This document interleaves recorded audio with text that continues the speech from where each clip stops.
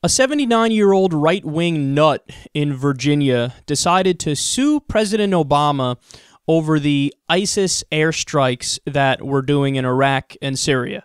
Let's listen. A Virginia Beach man is suing President Obama, saying the U.S. airstrikes in Syria violate the Constitution. News Channel 3's Brendan Ponton spoke to the man tonight.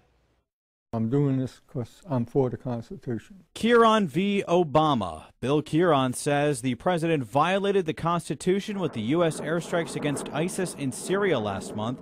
The 79-year-old believes the president should have gotten Congress's approval, and now he's suing Barack Obama in U.S. District Court in Norfolk. To me, it's a monarchy. If a president can say, I'm going to war, and disregard the Congress, then you have a monarchy. Bill says he's conservative but does not identify as a Republican. The goal is that the court say that Congress has the power to order military action or authorize military action. Not only is he right, he's 100% right. Article 1, Section 8 of the Constitution, under the enumerated powers, says that Congress declares war. And all of Congress did not approve the ISIS bombings in Iraq and Syria. Only one chamber did. And then Obama said, screw it, we'll just attack and use a loose legal justification left over from Bush's war on terror, which actually didn't apply to ISIS. It applied to a different group of people. And it's a legal justification that Obama himself admitted he doesn't support just a few months earlier. So it's... The guy's right. I mean, you know what it is? It's one of those situations where the guy is right by accident. Let's face it. He's bringing this case because he just hates President Obama. He probably hates the Democrats. He's super old school, if you can't tell just by looking at him. They also go on to say that he tried to sue him once before, which shows that, you know, this guy's not going around because he actually gives a shit about the Constitution and he gives a shit about principles and law. No, he's doing it because he hates President Obama. But this is a situation where he's right by accident. It's strange bedfellows sometimes in politics. Oftentimes you see a lot of people in the progressive caucus, they end up working with libertarian-leaning Republicans, like Ron Paul when he was in office. He did some work with certain Democrats. You also have Alan Grayson and Cory Booker. Cory Booker's not a progressive, really. He's just a Democrat, but Alan Grayson's a progressive. They do some work sometimes with Rand Paul. So you do have a situation in politics where you get some strange bedfellows from time to time.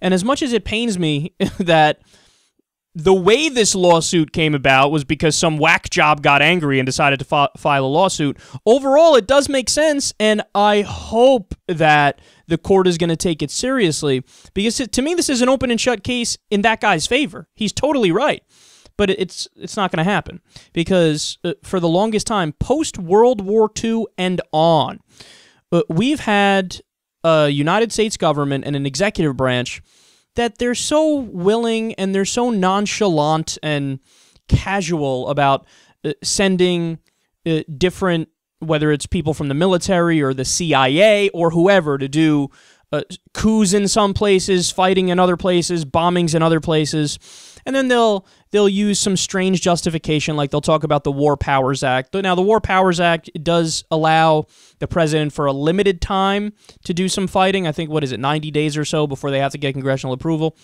But even that, I would argue, even that is unconstitutional, that you're not even really allowed to do that because the Constitution doesn't allow it. But we've gotten to the point in America where people don't bat an eyelash when you hear that any president, Democrat or Republican, is about to go attack somebody, and there's no threat of imminent attack against the nation, like they admitted with ISIS. So we've gotten used to our dictator-like system, where it's like, oh, we're going to war again? Well, who gives a fuck? We already got 4 of them going on. Think about where we're fighting right now. We're fighting in Iraq, we're fighting in Syria, we're fighting in Afghanistan, we're doing drone strikes in Pakistan, Yemen, and Somalia. So at least 6 places. We have 900 military bases around the world. 57% of discretionary spending goes towards the military for the entire government. So I hate to say it, but the old dude is right. It's just a shame that it's probably going to fall on deaf ears, and everybody's probably going to dismiss it as some old asshole just going after Obama for no reason.